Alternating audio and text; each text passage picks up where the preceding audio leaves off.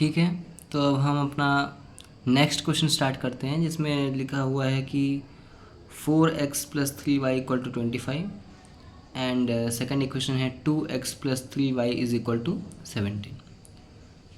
पहला काम वही किया हमने, इसको इक्वेशन 1 मान लिया और इसको इक्वेशन 2 मान लिया। ठीक है, तो पहला टास्क आपको क्या सिखाया गया है, इसका जो x का कोफिशिएंट है यानी कि 2, उसको आपको ऊपर वाले पूरे इक्वेशन से मल्टीप्लाई करना है, एंड जो ऊपर वाले x का कोफिशिएंट है यानी कि 4, उसको आपको नीचे वाले पूरे इक्वेशन से मल्टीप्लाई करना है। ठीक है, हमने लिखा वही चीज़, multiply equation 1 with 2 and equation 2 with 4। आप मुझे बताइए, चलिए इधर देखिए, इस 2 का आप 4 से मल्टीप्लाई करेंगे कितना आएगा, 8 आएगा। फिर 2 का आप 3 से मल्टीप्लाई करेंगे क्या आ जाएगा, 6y। फिर इस 2 का 25 से मल्टीप्लाई करेंगे कितना आएगा, 50। ये आपका इक्वेशन 1 रेडी हो गया, बन के तैयार हो गया। फिर आप इस 4 को इस पूरे के पूरे सेकंड इक्वेशन से आप मल्टीप्लाई करेंगे। ठीक है, तो क्या हो जाएगा, 4 2 ज़ा 8। फिर 4 को 3 से मल्टीप्लाई करेंगे, 4 3 ज़ा 12। फिर 4 को 17 से मल्टीप्लाई करेंगे क्या आ जाएगा, 68। ठीक है, तो आपका ये मल्टीप्लिकेशन वाला टास्क पूरा हो गया। फिर उसके बाद आपको क्या बोला गया था, साइन चेंज करना है। साइन चेंज करना है यानी जो भी प्लस में हो उसको माइनस में कर देना है, और कोई भी नंबर अगर माइनस में हो तो उसको प्लस में कर देना है। यहाँ पर 8 आपका प्लस में था तो माइनस में हो गया, 12 भी प्लस में था वो भी माइनस में हो गया, 68 प्लस में था वो भी माइनस हो जाता। अगर यहाँ पे अगर माइनस होता तो क्या करते, नीचे प्लस कर देते। मान लीजिए अगर -12y होता तो मैं क्या कर देता, इधर प्लस। अगर इधर -8 होता तो मैं क्या कर देता, प्लस। लेकिन इधर तो प्लस है तो इसलिए कर दिया क्या, माइनस। और इस बात का आप लोग खास ध्यान रखिए, हमने पिछले क्वेश्चन में भी देखा था, इस क्वेश्चन में भी देख रहे हैं कि जो ये x का कोफिशिएंट है ना, ये पूरा ये टर्म है कैंसिल आउट हो जा रही है।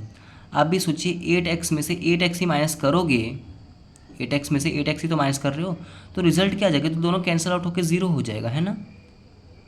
तो ये दोनों तो कैंसिल हो ही जाने वाले हैं। अब नेक्स्ट आता है आपका 6y में से माइनस करना है 12y, मतलब 6y माइनस 12y कितना आता है बताइए, -6y आएगा। इधर लिखा है, अभी इधर इधर देख आपको मैं करके बताता हूँ।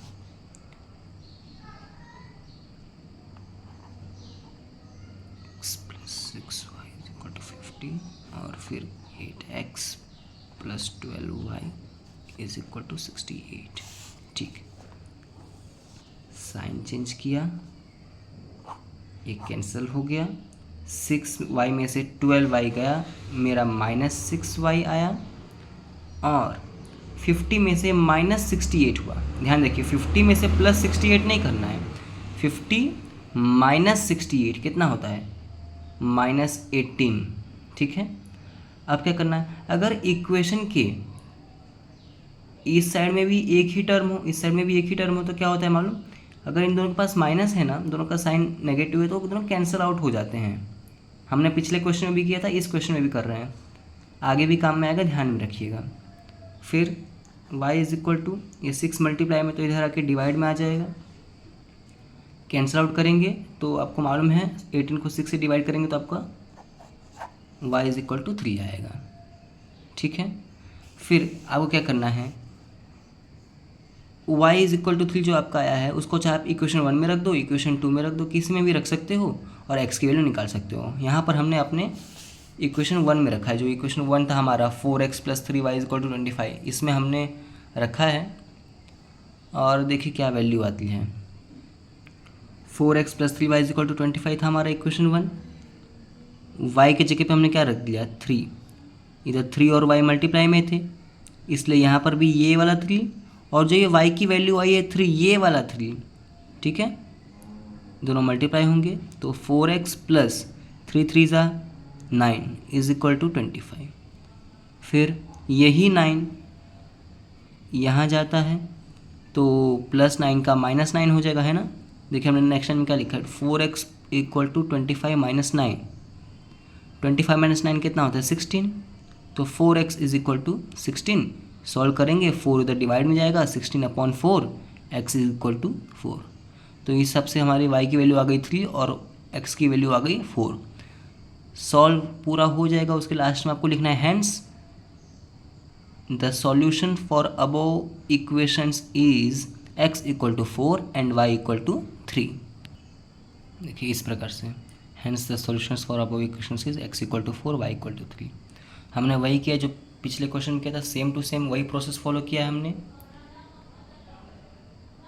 2 का 4 ये 2 इस 2 का ऊपर वाले पूरे इक्वेशन से मल्टीप्लाई किया, फिर ऊपर वाले 4 का इस 4 का नीचे वाले पूरे इक्वेशन से मल्टीप्लाई किया, जो आया फिर हमने नीचे वाले नंबर्स का साइन चेंज किया, प्लस का माइनस किया, कैंसिल आउट हुआ, नॉर्मल फिर सॉल्विंग किया और y का वैल्यू निकाल लिया जो कि है 3। यहाँ पे आपको साइन का ज़रूर ध्यान देना पड़ेगा। फिर जो भी y = 3 आया है या फिर y की जो भी वैल्यू आई हो आप किसी भी इक्वेशन में रख दीजिए, चाहे 1 में चाहे 2 में। आप 2 में भी इक्वेशन 2 में भी रख के चेक करेंगे तो आपकी x की वही वैल्यू आएगी, कुछ प्रॉब्लम की बात नहीं है।